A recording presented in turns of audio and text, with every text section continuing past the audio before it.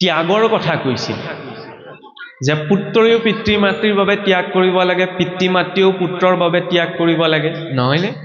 শিষ্যয়ো গুৰুৰ বাবে ত্যাগ কৰিব লাগে, গুৰুও শিষ্যৰ বাবে ত্যাগ কৰিব লাগে, সমাজৰ বাবে ত্যাগ কৰিব লাগে, ৰাষ্ট্ৰৰ বাবে ত্যাগ কৰিব লাগে। যিদৰে খোৱা বোৱা এইটো এটা জীৱনৰ এটা এসেঞ্চিয়েল বস্তু, হয়নে? ত্যাগটো এটা বৰ এসেঞ্চিয়েল বস্তু, বিনা ত্যাগত একো সম্ভৱ নহয়। শাস্ত্ৰত বৰ সুন্দৰ উল্লেখ এটি আছে, বোলে নাস্তি সত্য সমং তপ, সত্যৰ সমান বোলে তপ নাই।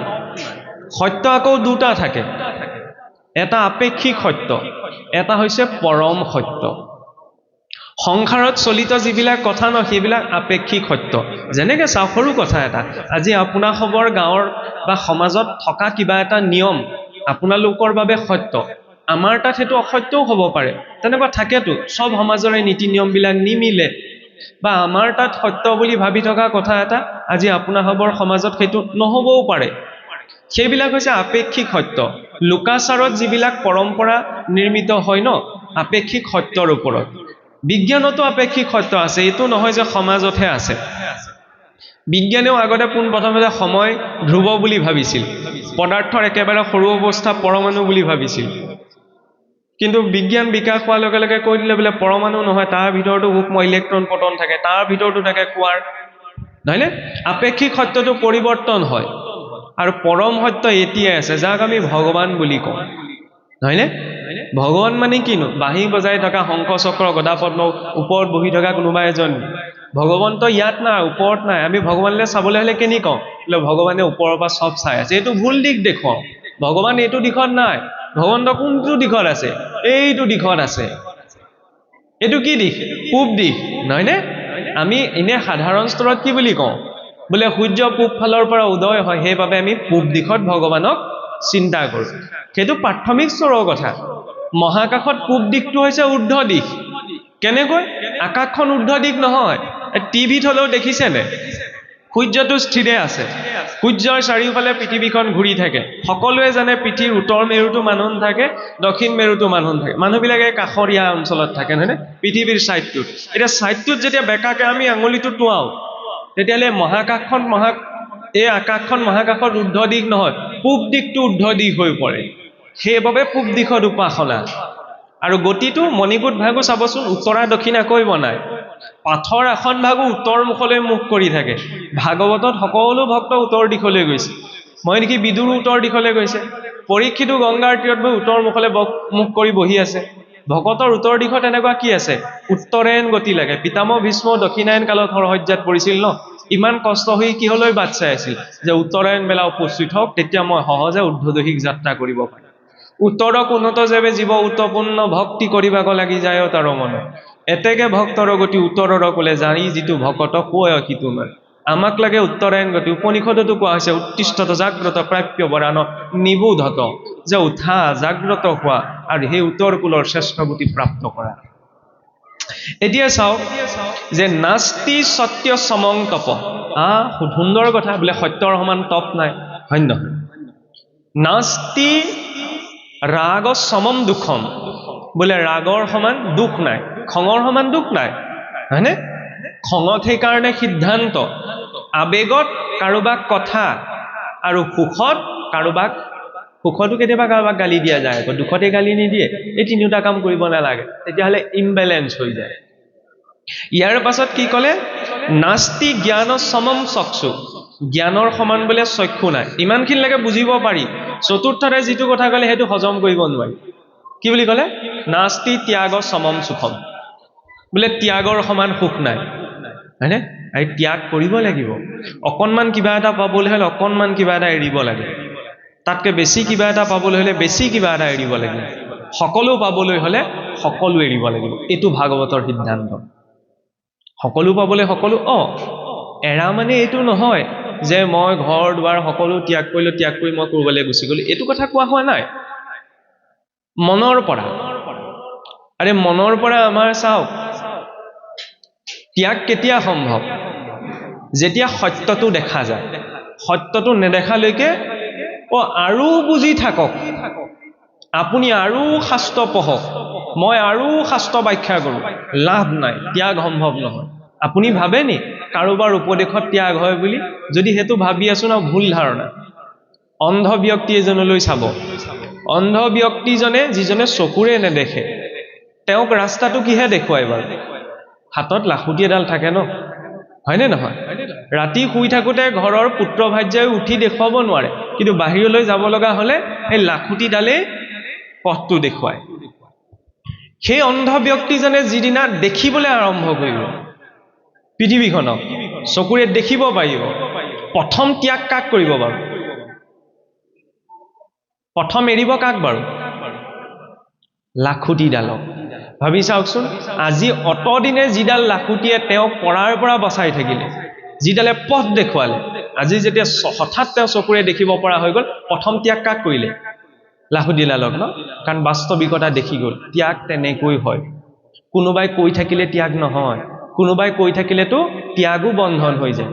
যেনেকৈ আমি অখোজ লাগিলে পটককৈ কেতিয়াবা কৰি এইকেইদিন আৰু অকণমান বুজিছানে, বংশত চোৱা এটা লাগিলে গোসাঁই ঘৰৰ পৰা আজৰি আৰু চাকি থাকি দিব নালাগে, আজৰি, হয় নহয়? আমি সেইটোকো সুবিধা লওঁ। সেইটো কি? আৰে ভাৱটো থাকিব লাগিব ন ঈশ্বৰত। ঈশ্বৰক যে নৈবদ্যৰ ঠগি ভাগ আগবঢ়াইছে, ঈশ্বৰে ইয়াৰ পৰা খাবলৈ আহিব নাহে বাৰু? কি বুলি ভাবে? ঈশ্বৰে প্ৰসাদ খাই নে বাৰু? ভকতে যে দিয়ে খায় ন? খায় নাখায়? সেইটোৱে মই এই প্ৰাথমিক কথাকেইটা কিয় আনিছো, আমি যিবিলাক কৰি আছো তাৰ আঁৰৰ কাৰণটো আমি সম্পূৰ্ণ স্পষ্টতাৰে জানিব লাগিব। কৃষ্ণক পূৰ্ণ বুলি কোৱা হৈছে ন? যি পূৰ্ণ তেওঁ সম্পূৰ্ণ দি দিলেও তাত মগুমাহ এটাও লৰচৰ নহয়। আমি অপূৰ্ণ, সেইকাৰণে এতিয়াহে প্ৰসাদ খাই দিলে কি হৈ যাব? চোৱা, নহয়নে? ভগৱানক দিয়া পাতখিলা চোৱা নহয়, কিন্তু আমাক দিয়া পাতখিলা চোৱা হৈ যায়। জীৱ অপূৰ্ণ, নহয়নে? প্ৰথম কথা। আৰু দ্বিতীয় কথা, ভগৱন্তক ভক্তই কি প্ৰদান কৰে? তেওঁ বাৰু আমাৰ ইয়াত আৰু অনন্ত কোটি ব্ৰহ্মাণ্ডৰ অধিকাৰীয়ে আপোনাৰ মোৰ প্ৰসাদৰ পাতৰ পৰাই বুটকেইটা, মগুকেইটা, নাৰিকলকণ, কলটো খাবলৈ আহিব নি? কিন্তু কিয় দিওঁ? সেইটো ভাৱ। ভগৱন্ত কিহত তুষ্ট হয়? ভাৱগ্ৰাহী জনাৰ্দন, তেওঁ ভাৱত তুষ্ট হয়, হয়নে? ভাৱৰ পৰীক্ষা এটা আছে আকৌ। এবাৰ নাৰদদেৱ মৰ্তলৈ আহিলে, দুজন ভক্তক লগ পালে, একদম ফাটাফাটি ভক্ত, ৰাতিপুৱা পৰা গধূলিলৈকে একদম ঈশ্বৰ ঈশ্বৰ ঈশ্বৰ কৰিয়ে থাকে, হয় নহয়? ৰাতিপুৱা পৰা গধূলিলৈ আকৌ ঈশ্বৰ ঈশ্বৰ কৰি থকা জনৰ পৰা বহুত অসুবিধা সমাজত। ৰাতিপুৱা পৰা গধূলিলৈকে যদি কোনোবাই বকি আছে, তেতিয়াহ'লে আকৌ কোনো সুবিধা নাই, নহয়নে? তেতিয়া কোনো অসুবিধা নাই। বকিবলৈ চাওঁ, গোটেই দিনটো বকিব পাৰি। ঈশ্বৰৰ কথা আকৌ মিনিটত হ'লেও পটককৈ ওলাবলৈ টান হৈ যায়। ভক্তি সেইকাৰণে টান। উজুতিটো খাওঁতে মৰিলো বুলিহে ওলায়, হয় নহয়? ঈশ্বৰলৈ মনত পটককৈ নপৰেতো। সেয়াই, যেতিয়ালৈকে ভাৱটো জড়িত নহয় ন, তেতিয়ালৈকে ইয়াত কৃষ্ণ সূৰ্য উদিত নহয়। ইয়াত কৃষ্ণ সূৰ্য উদিত নহ'লে নাম ধৰ্ম কেনেকৈ বিদিত হ'ব? ইয়াৰ মাজে মুখৰ ভাণ্ডাৰ মুখে বাজ হয়। ইয়াত যদি নাম নাই, তেতিয়াহ'লে কেনেকৈ হ'ব ন? ভাৱত দিয়ে। বিদুৰৰ পত্নীও ভগৱন্তক ইমান বিভোৰ হৈ থাকিল যে কলটো পেলাই বাকলিটোহে তুলি দিছিল, ভগৱন্তে বাকলিটোও খালে। আমি কি বুলি ক'লোহেঁতেন? এই বাকলিটো খাবলৈ দিছে। আমাৰতো ডাঙৰ কল সৰু কল পৰিলেও কেতিয়াবা বিপদ হৈ যায়, হয়নে? গতিকে খবৰ কি বিচৰা হৈছে? ভক্তজনৰ ভাৱটো কি? নাৰদদেৱ আহিলে, দুইজন ভক্তক লগ পালে, দুইজনে পুৰা ঈশ্বৰৰ নাম লৈ আছে। এজনক ক'লে বুলিব এওঁলোকৰ ভাৱটোনো কেনেকুৱা জানোচোন। নাৰদদেৱ আহি একদম উপস্থিত হৈ দিলে। আপোনালোকৰ ইয়াত এটা কথা মোৰ অন্তৰত মানে বেছি ভাল লাগিছে, মানে ৰাইজৰ সমাগম হৈছে বা অনুষ্ঠানটো সুন্দৰভাৱে হৈছে, এইটো বেলেগ কথা। কিন্তু আজিলৈকে মই বেছি অনুষ্ঠানলৈ যোৱা নাই, কিন্তু যিমান অনুষ্ঠানলৈ গৈছো ন, সকলো অনুষ্ঠানৰ পৰা এই নামঘৰত এটা বিশেষত্ব এটা দেখা পাইছো। সেইকাৰণে মুখৰ পৰা প্ৰকাশ কৰিছো, নাৰদদেৱৰ প্ৰতিমূৰ্তি এভাগ আছে। প্ৰতিমূৰ্তি থাকক, সাধাৰণতে মানে নাৰদদেৱকটো আমাৰ মানুহে টুটুকীয়া বুলি কৈ দিয়ে, কিন্তু নহয়। সত্ৰীয়া সংস্কৃতিতো তিনিটি কাষ্ঠাই আছে: নাৰদী কাষ্ঠা, গৰুড় কাষ্ঠা আৰু হনুমন্ত কাষ্ঠা। মূলৰ কথা হ'ল কি, বৈষ্ণৱ পৰম্পৰা সেই তিনিজন মহাভক্তৰ পৰা আৰম্ভ হৈছে। কোনোবা এটি পৰম্পৰা নাৰদদেৱৰ পৰা, কোনোবা এটি পৰম্পৰা মহাভকত গৰুড়ৰ পৰা, আৰু কোনোবা এটি পৰম্পৰা ভক্ত হনুমন্তৰ পৰা। গতিকে তিনিওজনৰ প্ৰতিমূৰ্তি যে ইয়াত ৰাখিছে, ভাল লাগিছে, আৰু সেইটো মোৰ ভাৱহে। যাই হওক, এতিয়া চাওক, যেতিয়া নাৰদদেৱ আহিলে, লগ পাই পেলাই দুইজনে একদম হতভম্বা, বৈকুণ্ঠৰ পাৰিষদক লগ পাইছো। কথা পাতোতে ঈশ্বৰৰ কথা ওলালে। ঈশ্বৰৰ কথা ওলাওতে তেতিয়া প্ৰথমজনে সুধিছে, বোলে ভগৱানে কি কৰি আছেনো? মন যায় নহয়, ভগৱানেনো বৈকুণ্ঠত কি কৰি থাকে? আমি বাৰু তেওঁৰ কথাকে গাই মেলি চলি আছো, তেওঁ কাৰ কথা কৈ চলি আছে, হয় নে নহয়? আমি আকৌ তেওঁৰ কথা কৈহে চলি আছো, হয় নে নহয়? কাৰণ তেওঁ নিদিলে উশাহ নিশাহটোও ল'ব নোৱাৰি নহয়, এইটো আকৌ ডাঙৰ কথা, নহয়নে? তেওঁ যদি চুইচটো অফ কৰি দিয়ে ন, কথা মুখ মেলাতে থাকিব, সকলো শেষ। আমি কিমান বুজিছো, কিমান ধৰ্ম কৰ্ম কৰিছো, কিমান শাস্ত্ৰ কথা জানো, এইটো ডাঙৰ কথা নহয়। ডাঙৰ কথা এইটোহে যে ঈশ্বৰৰ প্ৰতি ভাৱটো কি, নহয়নে? তেওঁ ভাৱত তুষ্ট হয়। আমি কি কৰিছো কি নকৰিছো তাৰ পৰা তেওঁ আমি কাষ চাপিব নোৱাৰো। সেইকাৰণে কাম কৰিছে, আমি কি কাম কৰিছো, হয় নে নহয়? দ্বিতীয়তে চাওক আপুনি, জ্ঞানেৰে আমি নিজৰ মগজে নিজকে ঢুকি নাপাওঁ, ঈশ্বৰক কেনেকে ঢুকি পাম? ভক্তিত। জ্ঞান আৰু ভক্তি মাৰ্গৰ মাজত সেইখিনিতে পাৰ্থক্য। কি ক'লে? জ্ঞান মাৰ্গত কোৱা যায় যে প্ৰথমতে মই জানিম, জানিলৈহে মানিম। ভক্তিত সেইটো কোৱা নাযায়, মই মানিম, মনাৰ পাছতহে জানিম, হয় নে নহয়? এতিয়া আপোনালোকে কওকচোন, ভগৱানক মানিব লাগে নে জানিব লাগে বাৰু? কি বুলি ভাবে? জানিবও লাগে, মানিবও লাগে। বাকীসকলে কি ভাবে? পিছৰ পৰা কওকচোন, ভগৱানক জানিব লাগে নে মানিব লাগে? কি ভাবে? মানিব লাগে। আমাৰ ককাসকলে কিবা ক'ব নি? ভগৱানক জানিব লাগে নে? এইটো নাভাবিব দেই মই ইয়াত আহি কিবা একদম ডাঙৰ কিবা জৰীপ চলাইছো বুলি, এইটো ভাবৰ আদান প্ৰদান আৰু, হয় নে? ইজনে কথা বতৰাৰ পৰাহে আলোচনাত সোমাব পাৰিম। কি বুলি ভাবে? দুইটাই লাগিব। বাৰু, এতিয়া চাওক, আমি যেতিয়া ভক্তি মাৰ্গৰ কথা কওঁ ন, প্ৰথম ভগৱন্তক মনাৰ কথা আহে, নহয় জানো? মানিলেহে জানিব। যেনেকে আমি কওঁ বোলে মাক দেউতাকক মানে দেই, কিন্তু মই ডাঙৰ দীঘল হলো, মা দেউতা ককা আইতা সমাজ এইবোৰ চব বুজি পাওঁ, কিন্তু যদি মই নামানো তেতিয়াহ'লে নহ'ব ন। ভগৱানক মানিব লাগিব। ভগৱানক কোনেও জানিব নোৱাৰে, সেইটো আকৌ ডাঙৰ কথা। কাৰণ ঋষিমুনিসকলৰ বুদ্ধি গৈ পেলাই খুন্দা খাই পেলাই ঘূৰি গুচি আহে, বুজি নাপায়। বোলে কৃষ্ণক বুলিচোন আমি ভগৱান বুলি জানিছো, কৃষ্ণক ভগৱান বুলি জনা নাই, কৃষ্ণক ভগৱান বুলি কি কৰিছো? মানিছো।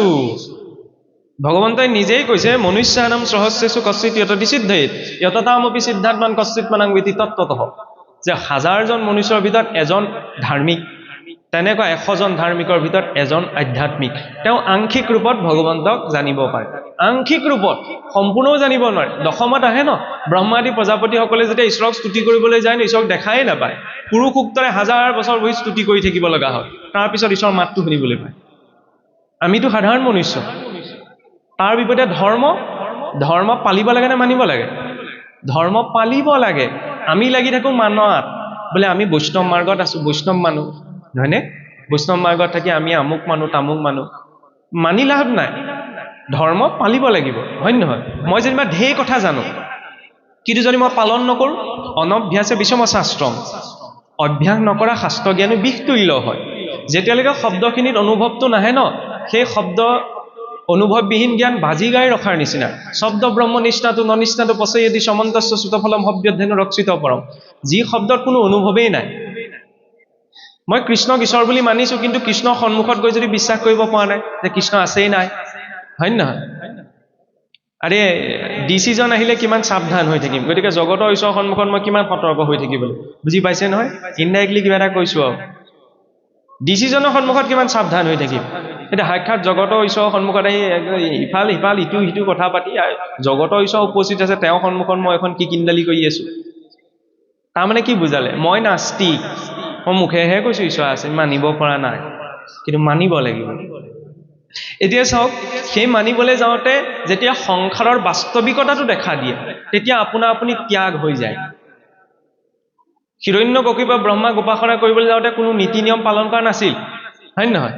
1000 বছৰ এটা ভৰিৰ ওপৰতে কেনেকে থিয় হৈ থাকিব পাৰিলে? লক্ষ্যটো স্পষ্ট আছিল যে ব্ৰহ্মাৰ পৰা মোক বৰ লাগে। ভাগৱত মাৰ্গতো এইটো লক্ষ্য স্পষ্ট হ'ব লাগিব যে ঈশ্বৰ প্ৰাপ্তিৰ বাবে আহিছো, ইমান ডাঙৰ লক্ষ্য। তেতিয়াহ'লে ইমান ডাঙৰ লক্ষ্যটো পাবলৈ ত্যাগবিলাক আপোনা আপুনি হৈ যাব ন। কিন্তু সৰু সৰু কথাত লাগি থাকিলে ত্যাগ নহয়। দুৰ্যোধনৰ স্থিতি, দুৰ্যোধনে ধৰ্ম কি জানিছিল ন, এৰিব নোৱাৰিলে, লক্ষ্যটো সৰু, ভগৱানক নালাগে ন, মোৰ ৰাজ্যহে লাগে, হয় নে নহয়? ঠিক তেনেদৰে সংসাৰখনক লাগু বুলি ক'লে সেইবিলাক ঠিকে আছে, কিন্তু ঈশ্বৰক লাগু বুলি ক'লে লক্ষ্যটো ডাঙৰ হ'ব লাগিব। আৰু ঈশ্বৰক নোপোৱালৈকে কোনেও শান্তি নাপায়। আৰু এই 4 বেদ 14 শাস্ত্ৰৰ জ্ঞাতা স্বয়ং ব্যাসদেৱে মনৰ শান্তি বিচাৰি পোৱা নাই। ইমানখিনি জানি বুজি আমি সংসাৰখনত সৰু কিবা এটা গোটাই লৈ পেলাই কেনেকৈ শান্তি পাম? নাপাওঁ ন। দুটা আছে, ভৌতিক আধ্যাত্মিক। চাকৰিটো পোৱাৰ দিনা খুব ভাল লাগে, চাকৰি পাইছে, 6 মাহ বছৰে গ'লেহে একেটা আনন্দ থাকেনে? থাকিব নাথাকে? বা বাদ দিয়ক কেঁচুৱা এটা জন্ম হৈছে, জন্ম হোৱা দিনা আনন্দ, ছমাহ বছৰ, আমাৰ নিচিনা বয়সততো ভুলতো নাথাকে, নহয় নে? কথা হ'ল নুশুনা হ'ব নহয়, এনেকুৱা হৈ যায়। সকলো নহয় বাৰু। তাৰ বিপৰীতে নতুনকে গান এটা, নতুনকে চিনেমা এখন ওলালেও মানুহে বহি থাকে কেতিয়া আপোনাৰ নতুন আৰু ছেকেণ্ড ভাৰ্চনটো ওলাব। কাৰোবাৰ মুখত শুনিছেনে ভাগৱতৰ ছেকেণ্ড ভাৰ্চন কেতিয়া ওলাব? হাজাৰ বছৰৰ পৰা একেভাগ ভাগৱতী পঢ়ি আহিছে, নতুনকে ঘোষা এভাগ ওলোৱাহেঁতেন। কোনোবা নামতি মুখত শুনিছেনে একেখিনি ঘোষাকে কিমান গাম আৰু, নতুনকে কোনোবাই ঘোষা এভাগ ওলোৱাহেঁতেন। কৃষ্ণ পূৰ্ণ ন, সেইকাৰণে কৃষ্ণৰ গুণ লীলা নাম ধাম ৰূপ সকলো পূৰ্ণ। যিমানে ভাৱটো জড়িত হ'ব সিমানে গভীৰতা বাঢ়ি গৈ থাকিব। প্ৰয়োজন মাত্ৰ আমাৰ ভাৱটো দিয়া। বিনা ভাৱত, আৰে ভাৱেন লগতে জ্ঞানম ভাৱেন লভ্যতে দেৱ দৰ্শনম। বিনা ভাৱত একো প্ৰাপ্তি নহয়। এতিয়া ত্যাগৰ কথা ক'বলৈ যাওঁতে তেখেতে বৰ সুন্দৰ, বিষ্ণু বৈষ্ণৱৰ মাজত কোনো ভেদ নাই, নহয়নে? ভাগৱততো আমি কওঁ বোলে ভগৱানৰ কথা আছে, কিন্তু ভগৱানৰ কথাতকৈ ভকতৰ কথা বেছি আছে, হয়নে? প্ৰথম স্কন্ধৰ পৰা আপুনি দ্বাদশলৈকে চাওকচোন। সেইকাৰণে লোকৰ কথা পাতিব লাগে। আমি যে কওঁ লোকৰ কথা পাতিব নাপায় বুলি, খুব পাতিব লাগে লোকৰ কথা। ন, মই চিৰিয়াছলি কৈছো, ভাগৱততো লোকৰ কথা আছে, খালি লোক বুলি তাত ভকতসকলৰ কথা আছে, ভাল কথাখিনি আছে। আনৰ কথা নপতাকে কোন চলিব পাৰিব বাৰু? আপুনিয়ে কওকচোন, নহয়নে? উঠি যোৱাৰ পিছত ময়ে কথা পাতিব লাগিব, ভাল গ'লে বেয়া গ'লে, নহয়নে? চব পাতিব লাগে, খালি ভালখিনি পাতিলে পাপ আৰু পুণ্য সৃষ্টিও নহয়, নষ্টও নহয়, ৰূপান্তৰ হয়। শক্তি সৃষ্টিও নহয়, নষ্টও নহয়, ইজন সিজনৰ পৰা ৰূপান্তৰ হয় ন। পাপ পুণ্যও তেনেকুৱা, আনৰ ভালখিনি পাতিলে ভালৰ প্ৰভাৱটো আহে। সেইকাৰণে ভাগৱতত যিমান পাৰি আনৰ কথা আছে। ভক্ত পৰীক্ষিতৰ কথা আছে, সুখদেৱৰ কথা আছে, সুতমুনিৰ কথা আছে, দ্ৰৌপদীৰ কথা আছে, কুন্তীৰ কথা আছে, অম্বৰীষৰ কথা আছে, প্ৰহ্লাদৰ কথা আছে, নিগৰজাৰ কথা আছে। আঙুলি মত শেষ, আঙুলি পাপ শেষ হৈ থাকিবগৈ। ইমান বিভিন্ন জনৰ কথা আছে, কিন্তু কিয় আছে? সেই সকলোৰে ভক্তিৰ কেনেদৰে আচৰণ কৰিছিল সেইখিনি আলোচনা কৰা হৈছে। তাক পাতোতে পাতোতে কি হয়? তাৰ প্ৰভাৱটো জীৱনলৈ আহে। বেমাৰ নোহোৱা মানুহজনেও যেতিয়া মোৰ বেমাৰ হৈছে মানুহে আকৌ এইটোও ভয় কৰে। কোনোবাই যদি সুধে বোলে ভালে আছেনে? ভালে আছো বুলি কৈ দিলে কিজানি হিংসা বাঢ়িব, সেইকাৰণে ভালে থাকিলেও কি বুলি ক'ব? বুজিছেনে ভাল নহয়, আমুক তামুক, এনেকেও কয়। এইটো বেয়া মেণ্টেলিটি। প্ৰকৃতিলে যিটো মেছেজ পঠালো ন, সেইটো মেছেজেই ৰিটাৰ্ণ হ'ব। মন বুলি ক'লে নিজৰ ভিতৰতো এটা আছে, এটা ব্ৰহ্মাণ্ডীয় মনো আছে। সুস্থ সবল মানুহজনৰ দিনটোত কৈছে মোৰ বেমাৰ হৈছে, দুদিন কৈ চাওকচোন, 3 নম্বৰ দিনা বেমাৰত পৰি যাব। যিটো কৈ আছো ন, সৃষ্টিখনক সেইটোকে ৰিপ্লাই দিয়ে। সেইটোৱে অৱচেতন মনৰ শক্তি। সেইকাৰণে সদায় আৰু দুখতো পজিটিভকেও ক'ব লাগে। ভাগৱতটো তাৰ আল্টিমেট লেভেলত আছে। পৰীক্ষিতে মৰিবলৈ অভিশাপ পালে, আমি হয়হেঁতেন কি বুলি ক'লোহেঁতেন? থকা যদিহে তেতিয়াই জীৱ গ'লহেঁতেন, 7 দিনলৈ নাথাকিলেহেঁতেন, হয়নে? পৰীক্ষিতে কি ক'লে? গৃহ অন্ধকূপত কৰিলো মই পাপ, বোলে কৃষ্ণৰহে প্ৰসাদত পাইলো ঋষি হ'ব। এয়া প্ৰসাদ এতিয়া মই ল'ম, নহয়নে? কৃষ্ণই যেতিয়া মৰিবলৈ প্ৰসাদ দিব, সেয়া প্ৰসাদ ল'ম নে নল'ম? নলওঁ ন। দৃষ্টিটো সেইকাৰণে কিয়? মৃত্যুটো চবেই মৰিব লাগিব, আৰু স্বয়ং ব্ৰহ্মাই হৰি এৰিব লাগিব। মৃত্যুৰ আগজাননীয়ে জীৱনটোক ভয়লৈ ঠেলি নপঠায়। মৃত্যুৰ আগজাননীয়ে জীৱনটোক বহুত মিনিংফুল বনাই দিয়ে, বহুত মিনিংফুল। আৰু মই যেতিয়া গম পাম মোৰ এষাৰ কথা শেষ কথাও হ'ব পাৰে ন। ঈশ্বৰে নকৰিলেই হৈ যায়, কথা কওঁতে যাতে নমৰো, হয়নে? মৰিবও পাৰোঁতো, গেৰেণ্টি নাই নহয়। গেৰেণ্টি কিন্তু লোৱাত মানুহ একদম পক্কা। মোবাইলটোত আকৌ এবছৰ, ছমাহ, এমাহৰ কাৰণে ৰিচাৰ্জ ভৰাও, কিন্তু গেৰেণ্টিটো মই এইটোও ল'ব নোৱাৰো যে এমাহৰলৈকে মই জীয়াই থাকিম নে নাথাকিম। ৰিচাৰ্জটোতো ভৰাইছো ন, ঘৰ দুৱাৰ চব গোটাই লৈছো। এই জড় বস্তুকেইটাতে যেতিয়া ইমান বিশ্বাস, তেওঁৰ প্ৰতিও বিশ্বাসটো লাগে ন। বোলে ভগৱানক আমি দেখা নাই নহয়, দেখাটো নিজৰ পিতৃ মাতৃকো নাই। কোনে দেখিছে? জন্ম হোৱাৰ পিছত বুদ্ধিটো লৈ অহা নাই নহয়। মাতৃহে জানে কাৰো বিদ্যা পুত্ৰ, মাতৃয়ে পৰিচয় কৰাই দিয়ে ন। বোলে দেউতা বুলি মাতা, মা বুলি মাতা। প্ৰথমেতো সিটো চিনি নাপায়, মা কি বস্তু, দেউতা কি বস্তু। অকমান জনা শুনাৰ পাছতহে সম্পৰ্কবিলাক চিনি পায়। শাস্ত্ৰকো জননী বুলি কোৱা হৈছে। শাস্ত্ৰস্বৰূপ জননীয়ে কি দেখুৱাইছে? বাপেকৰো বাপেক কোন, হয়নে? বাপেকক চিনি পালেই নহ'ব নহয়, বাপেকৰ বাপেককো চিনি পাব লাগিব। সেই বাপেকক কোনে বনালে, নহয়নে? এই সৃষ্টিখনক কোনে বনালে? তেওঁক জনাৰ পথটো, তেওঁক মনাৰ পথটো, তেওঁক বিশ্লেষণ কৰাৰ পথটো হৈছে ভাগৱত।